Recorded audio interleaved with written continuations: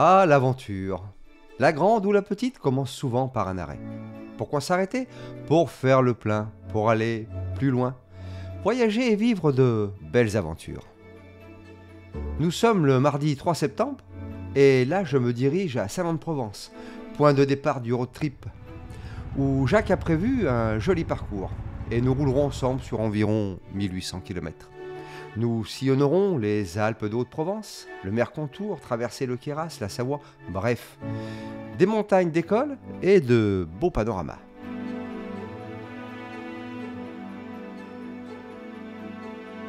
Le Barou, village médiéval de Provence. C'est au Moyen-Âge que son importance s'affirme avec la construction du château, qui passe de forteresse défensive à résidence seigneuriale à la Renaissance.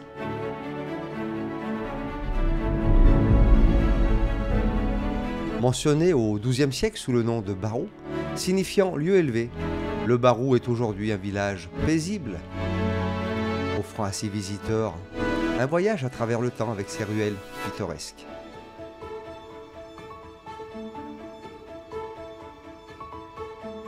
Et c'est tranquillement que nous prenons la direction du Mont Ventoux, ou le géant de Provence pour les intimes. Bienvenue dans un numéro qui va être très spécial. Qu'est-ce qui s'est passé dans l'ascension, dans la fin de l'ascension? Regardez, il y a Richie Porte qui est en tête, il la moto dans la course qui donne les images de la culminant à 1909 mètres d'altitude avec un sommet souvent dépourvu de végétation, il donne l'impression d'un paysage lunaire. Le Mont Ventoux est riche d'histoires de vélo.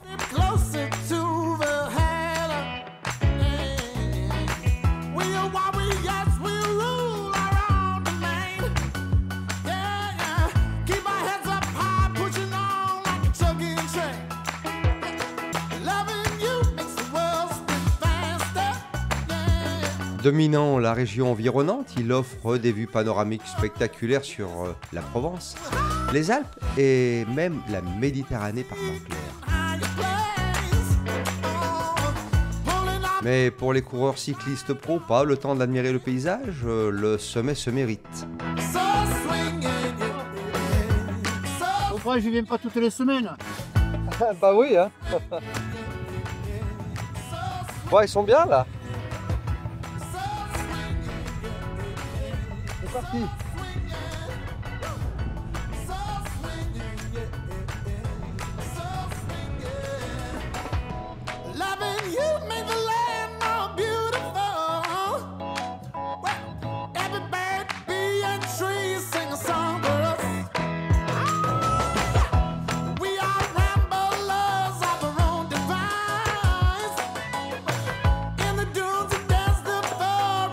Nous entrons dans les gorges de la Nesque, véritable joyau naturel de la Provence. Située au pied méridional du Mont Ventoux, elles s'étendent sur 12 km. Ce canyon spectaculaire et sauvage, parsemé de grottes mystérieuses, a été creusé par la rivière Nesque qui a sculpté d'impressionnantes falaises, certaines atteignant même 400 mètres de profondeur.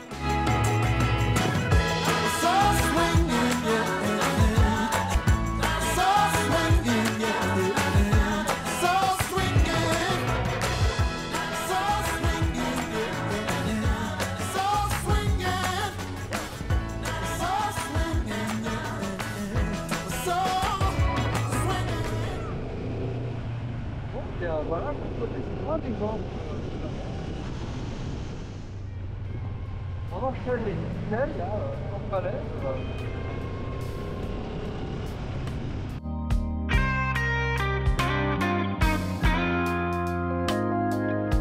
Le rocher du Cire.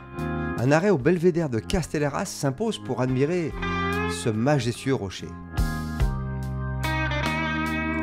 La légende dit que Calendal, un jeune héros, voulant prouver sa bravoure, à la fée Estérelle s'aventura dans les gorges de la Nesque afin de voler du miel et de la cire sur le rocher de cire, au mépris de sa vie.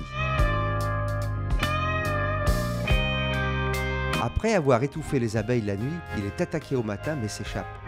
Estérelle, furieuse de la destruction du bien naturel, lui pardonne, à condition qu'il devienne plus respectueux de la nature.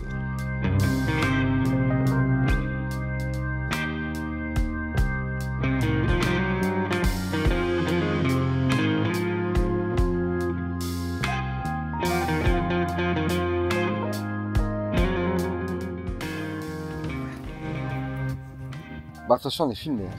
On est filmé. Maintenant. Ah oui. On a le casse-route, on filme tout. Oula. Pas tout quand même. Non, encore c'est pour l'époque. Parce que tous les champs étaient, enfin il n'y avait pas grand chose. Ils ont tout. Ouais. Mais ça sentait bon quand même. Hein.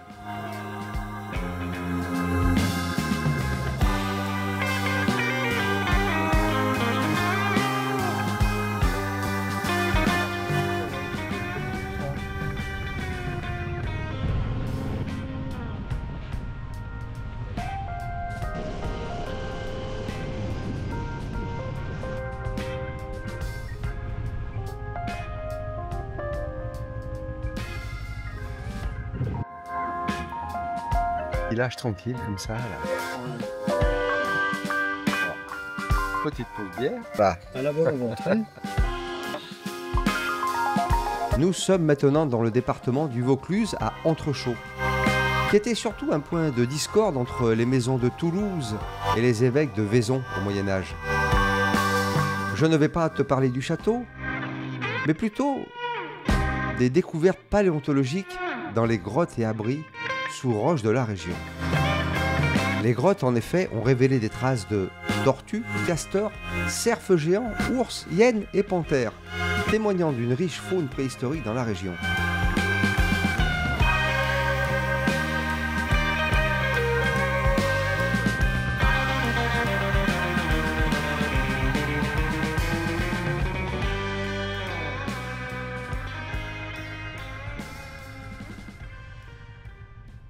Alors moi je fais gaffe, un gravier, hein, tu sais, hein. Ça me réussit pas bien des fois. Montbrun-les-Bains. Entre le mont Ventoux et la montagne de Lure, classé par les plus beaux villages de France, il est réputé pour ses thermes qui attirent des curistes depuis l'époque romaine. Les ruines du château offrent une vue panoramique et témoignent d'un long passé médiéval du village.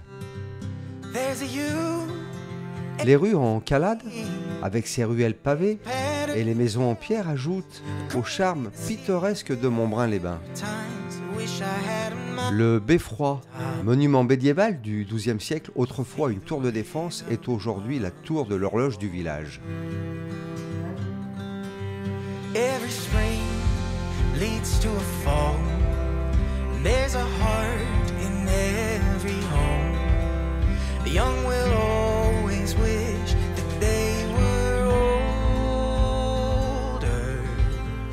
There's a rhythm to it all. There's a you. Viens, je vais te faire revoir où c'est que je travaillais. Fais un petit coup de folie, mais c'est rien, c'est normal. Non, mais c'est normal. Hein. Je viens de me sentir au camp. C'est toujours très agréable de pouvoir contempler ces champs de lavande. Crest, Banon, Saint-Trope. Ben, tout ça, je l'ai déjà.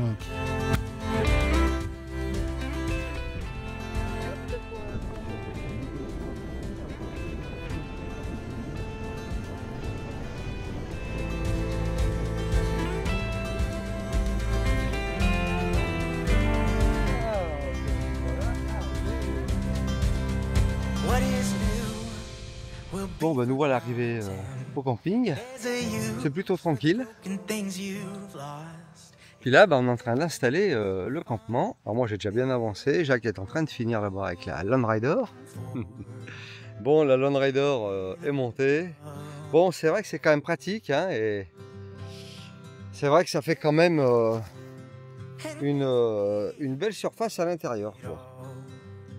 Et voilà donc l'ami Jacques en train de livrer des bières. Le voilà, il est là-bas. Bah oui, hein. Matinale, 7 h, on peut pas dire qu'on plie sous le beau temps.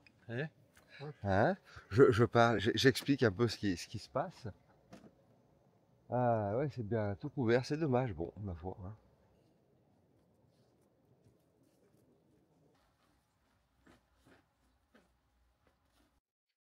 Bon, alors c'est la galère quand même. Hein.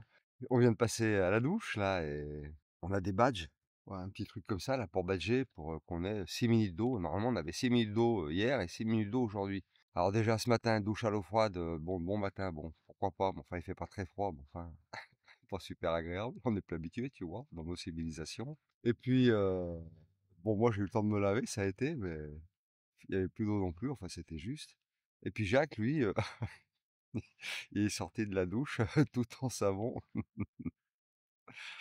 Oh putain, c'était galère. Il a pas eu le temps de finir de se doucher. J'ai pas l'impression qu'on ait passé 6 minutes. Hein. Ouais. Si j'ai passé 1 minute 30, 2 minutes, c'est le bout du monde, hein, vraiment. Hein. Et Jacques, pareil. Alors du coup, il se rince dans le lavabo. Il était tout plein de savon de partout. Ouf, et ben voilà, allez, ça y est, le campement est plié. Hein. Bon, mine de rien, départ à 8h35, levé à 7h, donc une petite heure et demie quand même, enfin une bonne heure et demie même, on va dire. On n'a pas vraiment chômé, mais le temps de prendre la douche, toilette, machin, bidule truc. Enfin moi, tu vois bien. Nous voilà repartis donc sous la grisaille. Ouais, je vérifie parce que je suis spécialiste, moi, tu sais. Hein. Alors j'ai mis la veste devant là, parce que dis donc le coupe-vent, bon il fait pas froid, il fait 16 degrés, mais enfin, vu que dessous j'ai juste un tout petit t-shirt technique pour la rando, là tu vois le truc tout mince en manche courte, je suis bien là, c'est confort, ça va. Ah ben voilà, Saint-Même, voilà où est-ce qu'on était. Bon bah direction la station-service et puis après café, hein. Moi je voudrais bien boire un petit café. Un grand café même, tiens, soyons fous. Après un petit casse-croûte rapidos, je me suis envoyé une petite quiche aux épinards et chèvres, c'était super bien. Puis bah maintenant, ça va être pour la moto. Tout pour la moto.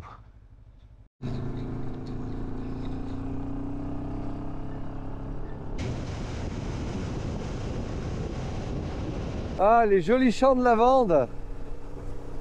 Ah, c'est sympa, hein.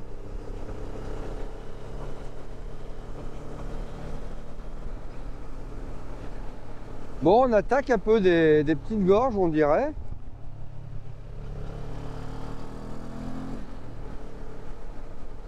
Eh bien, nous traversons actuellement l'Endurance, ou ce qu'il en reste. Hein, Bon, il n'y a pas des masses de flotte, ouais. Bon, puis on va essayer de faire quand même quelques vues de ces colonnes, là, c'est sympa. Hein. Ça me fait penser à un coin, je crois que c'est un peu Melnik, ça s'appelle, je crois que c'est en Bulgarie, il me semble. Il y a des piliers un peu comme ça, là. Donc on rentre dans le village les Méès. M-E-E-S. Bon, c'est imposant quand même, hein, vu de près, là. Les Méès. Ce village pittoresque, bien connu pour ses formations rocheuses qu'on l'on appelle les pénitents. Résultat de millions d'années d'érosion, ces falaises étroites sont hautes de plus de 100 mètres. Ces colonnes constituées de conglomérats formés il y a plusieurs millions d'années à partir de sédiments déposés par les glaciers sont le résultat de l'érosion. Ces formations sculptées en colonnes, semblables à des moines en habit de cérémonie, d'où leur nom, les pénitents, sont un exemple remarquable de la façon dont les forces naturelles peuvent créer des paysages saisissants et uniques. Selon la légende, les pénitents sont des moines de la montagne de Lure, pétrifiés par Saint Donat. Après avoir tenté de protéger de belles femmes sarrasines, un vent diabolique souleva leurs capuchons, les exposant à la tentation.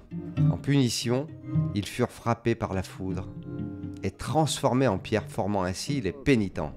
Hop là, malgré quelques gouttes, j'arrive à faire un petit plan quand même de ces Je sais pas comment ça s'appelle, mais je te dirai ça. Bon, alors apparemment on est dans le pays de la pomme, hein.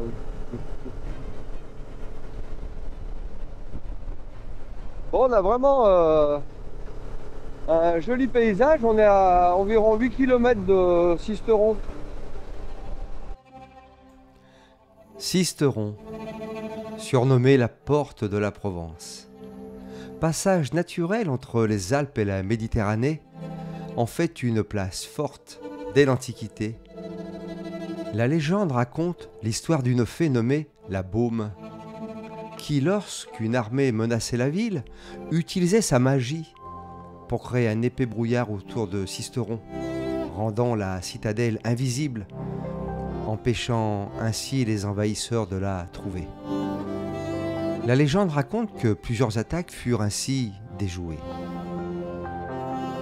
Mais voilà, la fée Baume, qui vivait dans une mystérieuse grotte entourée de magie et de beauté, finit par tomber amoureuse d'un chevalier égaré et épuisé qui trouva refuge dans cette grotte. La fée, touchée par sa bravoure et sa noblesse, décida de l'aider, mais leur amour étant interdit par la loi des fées, ils décidèrent de fuir et de vivre cachés dans les montagnes. On dit que la Baume regrette son départ, mais continue de veiller sur Sisteron de loin. Le rocher de la Baume, lui aussi entouré de mystères et de légendes, dont l'une des plus célèbres, raconte l'histoire d'un trésor caché connu sous le nom de Trou de l'Argent. Bon, alors à part qu'il manque un peu de lumière, hein, t'as remarqué, hein, j'imagine. Non, c'est sympa, hein, vraiment cette citadelle là, hein, c'est vraiment beau à voir. Route du temps. Eh ben, on va découvrir si tu connais pas. Hein. Je t'invite au voyage. Ah, pendant que j'y pense, si jamais tu apprécies les vidéos, hein, bah, tu mets un petit like. Hein. Mais bon, t'es pas obligé non plus. Hein. Enfin, c'est mieux. Nous prenons la direction de la route du temps. Tout un programme. Sur cette route, on peut trouver une pierre qui mentionne le nom de Dardanus, préfet des Gaules de 409 à 414, ainsi que la cité Théophilis, la cité de Dieu, enfouie sous le territoire actuel de Saint-Genier et qui n'a jamais été retrouvé.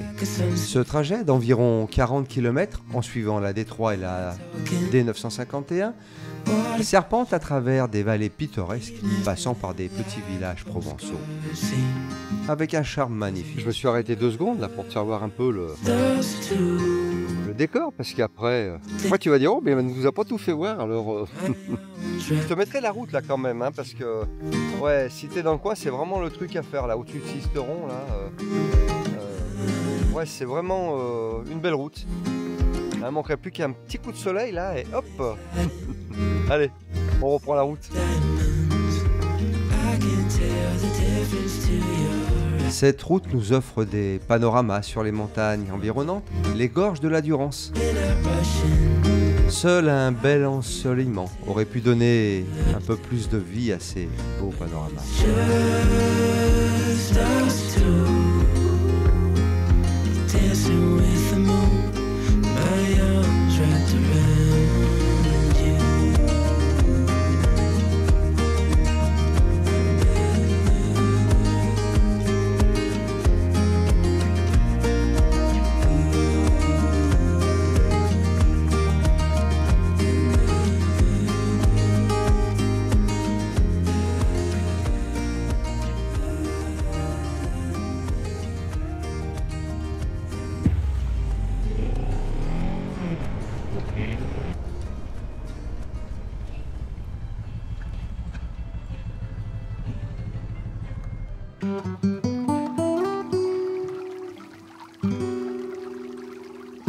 Sur notre route, je te propose un petit arrêt à Othon, bâti au milieu de paysages exceptionnels.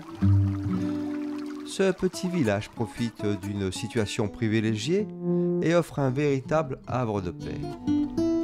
Bon ben voilà, tu vois, une petite pause, temps de faire quelques photos, vidéos de nos jolis petits villages.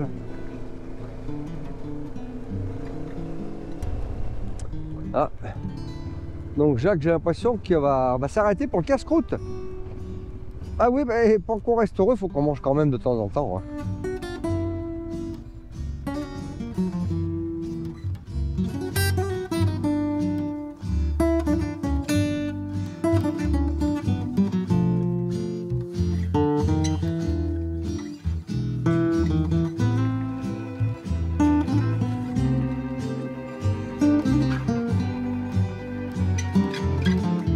Ça ne rien. Si je suis pas bien peigné, ça va pas aller. Ah bah écoute, coiffe-toi un peu, allez. Des fois qu'il y a une gazelle qui passe là. Non, mais c'est la caméra. J'ai bien compris. Hein.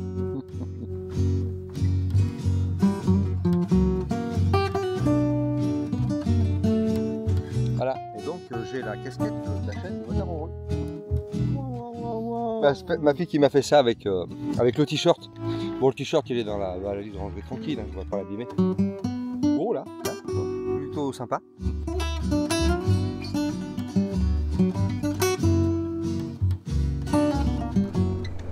Bon, et bien allez, c'est 12h30, on a fait une petite demi-heure de pause, je crois, tu vois, donc tranquille.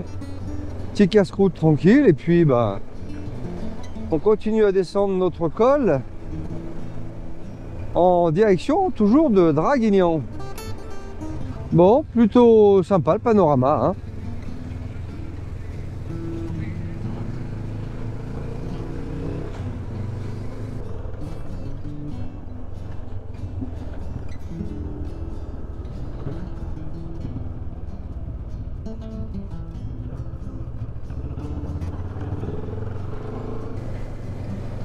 Bon, ben dans l'ensemble, il fait plutôt beau, hein, en fait. Bah, on n'a déjà pas des trompes d'eau sur la tête, donc bon, on va pas se plaindre. Hein.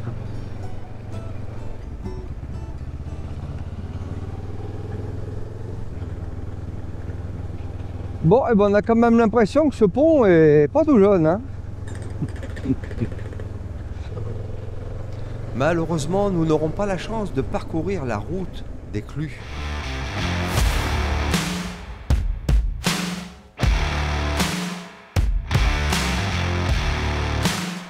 La vallée de l'Estéron nous sera refusée. Bon, bah, on n'aura pas vu grand chose des gorges. Hein, Bah, on va les laisser travailler tranquille, à réparer la montagne et puis on reviendra plus tard.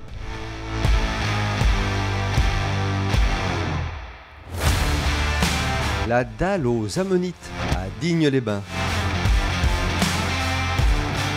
Les ammonites, dont certaines mesurent jusqu'à 70 cm de diamètre et datent d'environ 200 millions d'années, rien que ça. Site géologique exceptionnel car on y découvre une dalle rocheuse inclinée de 320 mètres carrés, contenant plus de 1500 fossiles d'ammonites et de nautiles. Découverte progressivement jusqu'en 1943, ce site unique au monde offre un aperçu précieux de la vie marine préhistorique. Bon ben finalement là, ces ammonites là, elles sont sur la dalle, elles sont grosses quand même. Hein, Il y en a qui sont moins comme ça là, hein, donc bah, tu vois là, bah oui, si on voit le max c'est gros. Hein. Mais vrai c'est gros. Hein. Ah bah il y a Jack qui est déjà parti, moi je déconne, je discute. Ah, je te fais la causette, bon. Oh là là, alors là, il y a des copains motards, hein. Eux, ils vont attaquer. Hein. Je me suis déshabillé, ça fait du bien. Hein. Ah bah non, mais quand tu commences à étouffer à l'intérieur de toi-même, il faut s'arrêter. Hein. Alors, la pluie remonte de la mer, on va dire, et nous, on descend en direction de la mer. Donc, nous allons nous rencontrer à un moment donné ou à un autre. Hein. Bien cool, on retrouve un peu de la route sinueuse de montagne, tu vois là. Oh là là là là là là, Jacques, ça ne va pas du tout. Trajectoire de sécurité, hein, c'est... Ah, quel plaisir de pouvoir mettre un petit coup de gaz sur ces routes tranquilles.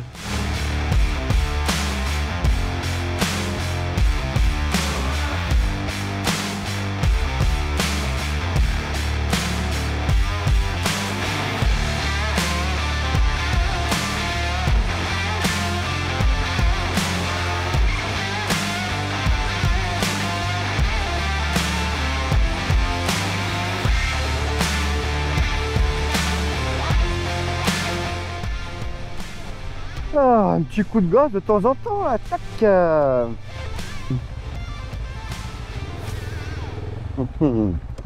Je me demande.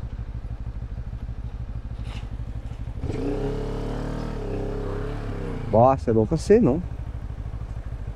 Ouais. Oui, oui, ça passe. Sans problème.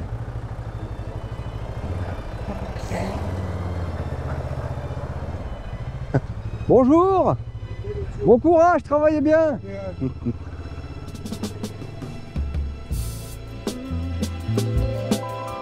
Petite pause au col de Corobin. Passage entre les vallées de l'As et de la Bellonne. Route célèbre car Napoléon Bonaparte aurait emprunté cette route lors de son retour de l'île d'Elbe en 1815.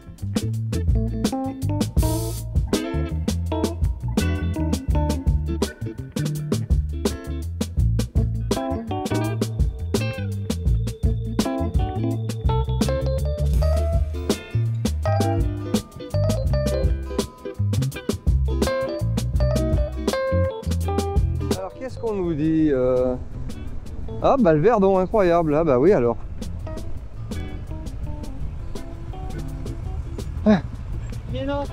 Ah merde. Ouais, allez.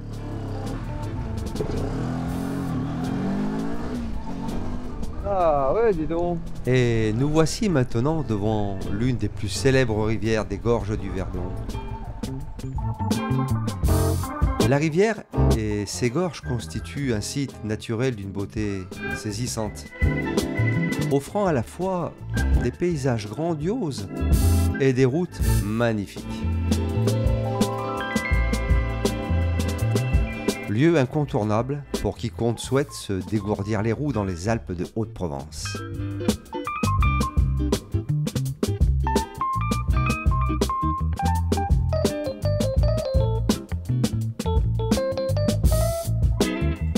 Difficile de ne pas tomber sous le charme de tels paysages.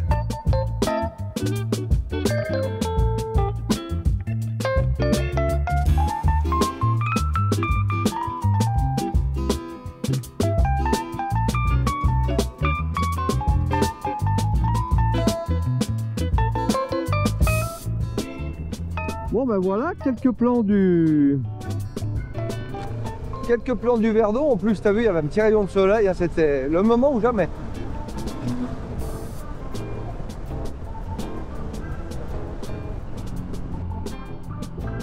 Bon, ça frotte la béquille alors des fois. Hein.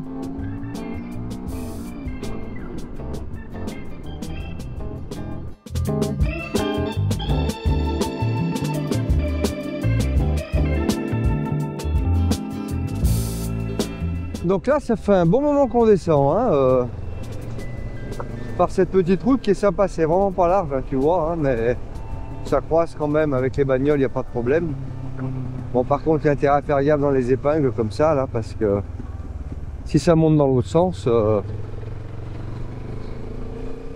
voilà quoi, t'as compris? Ah, ben justement, c'est ce que je disais, tu vois.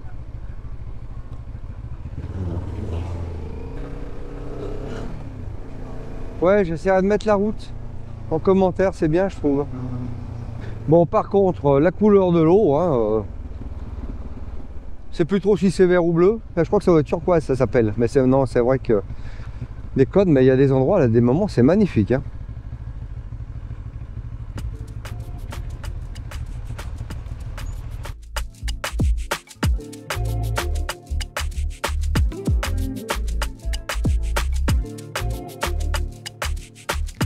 Niché en amont de Castellane, le lac de Chaudane fait figure de merveille naturelle inattendue. façonnés par l'homme, ces réservoirs et ces barrages créent de somptueux lacs artificiels pour le plus grand plaisir de tous.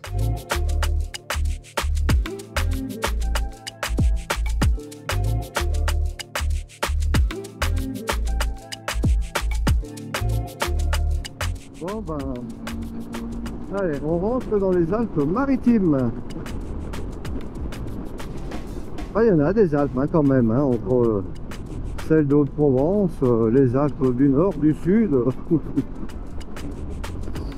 Bon bah écoute, après les Alpes-Maritimes, on est déjà dans le département du Var.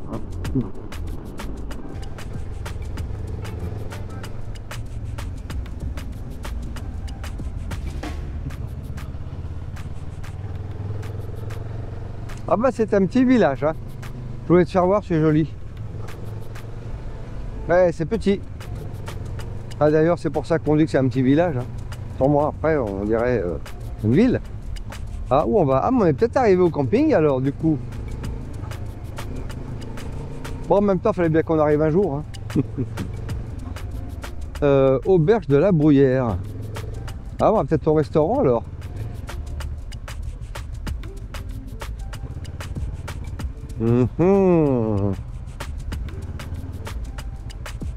Si la journée s'est terminée tranquillement, la nuit va nous réserver quelques surprises. Ah bonjour. D'accord.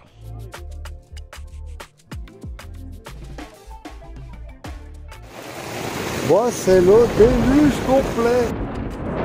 Oh là là, il y a des éclairs, ça tonne. Un truc de malade. Oh punaise, bah dis donc, j'espère que la toile de tente elle va résister. Là. Bon, il n'y a encore pas trop de vent, ça va. Hein. Ah ouais, la vache, dis donc. Ouais, ouais, ouais.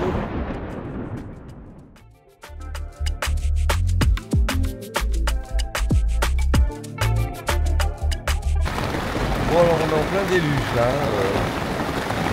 ça s'était un peu calmé mais ça repart.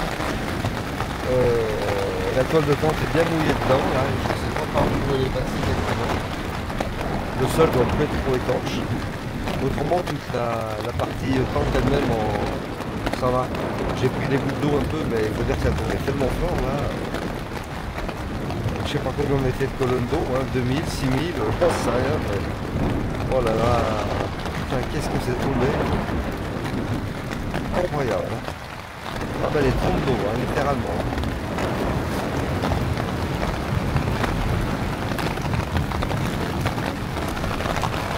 Ah et je vais avoir le jean tout mouillé demain.